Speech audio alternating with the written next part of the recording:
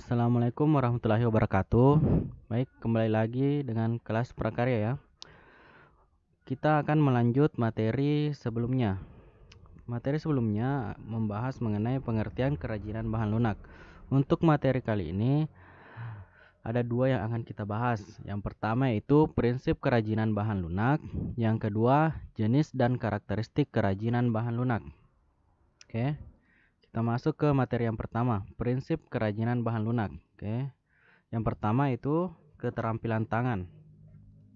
Kerajinan dibuat dengan menggunakan keterampilan tangan. Artinya, semua kerajinan itu dibuat dengan menggunakan tangan ya, bukan mesin. Biarpun produk kerajinan banyak, tapi untuk keterampilan harus menggunakan tangan, bukan produk dari mesin ya.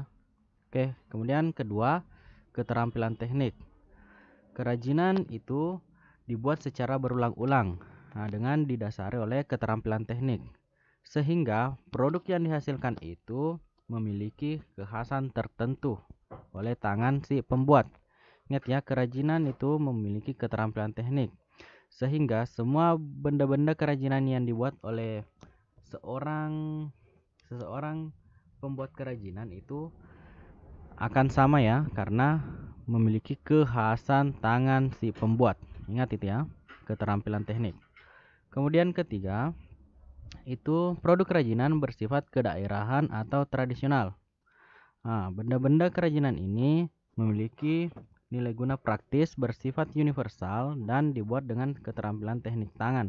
Namun, masih dipengaruhi oleh adat istiadat setempat. Ingat, tetap berdasarkan adat istiadat setempat atau biasa disebut dengan masih bersifat tradisional atau kedaerahan. Oke. Kemudian ada beberapa macam kerajinan ya. Namun jika dilihat dari manfaatnya, kita perhatikan sebagai berikut. Yang pertama itu kerajinan bahan lunak itu sebagai kelengkapan busana. Artinya, produk kerajinan itu dibuat untuk mempertimbangkan produk tersebut dapat mempercantik diri dalam menggunakan busana. Contohnya produk aksesoris seperti gelang, kalung, bros, dan cincin ini memang khusus dibuat untuk kelengkapan busana. Ini ada contohnya, kalung yang terbuat dari flower clay, dan gelang ini terbuat dari polymer clay. Kemudian yang kedua, produk kerajinan bahan lunak itu sebagai kelengkapan suatu benda.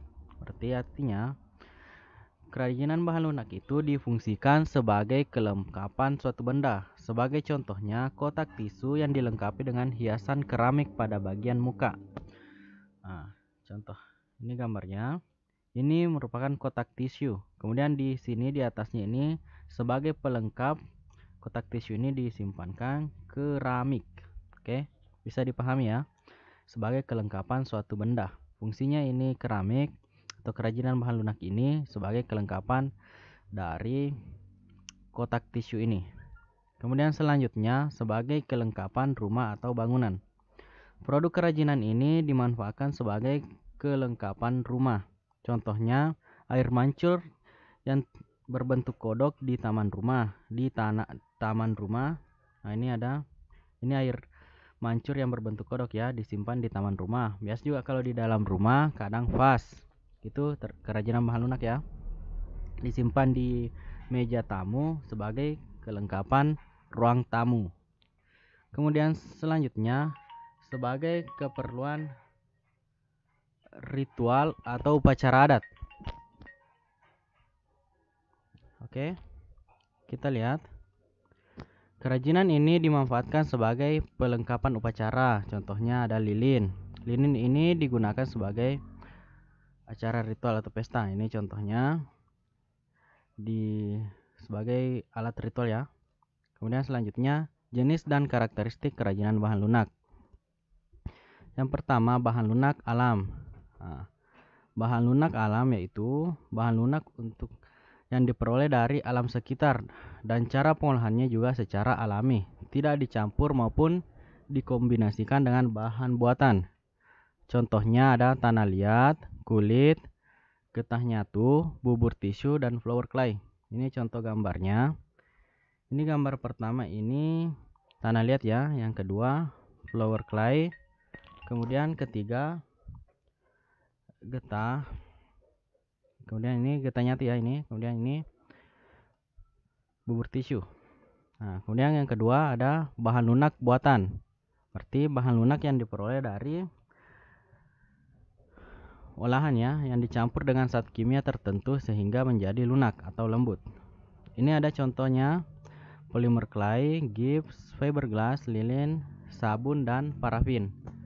Oke, ini ada gambar pertama ini polimer clay, yang ini gips, ini fiberglass, sabun, ini lilin, dan ini parafin. Oke, bisa dipahami ya.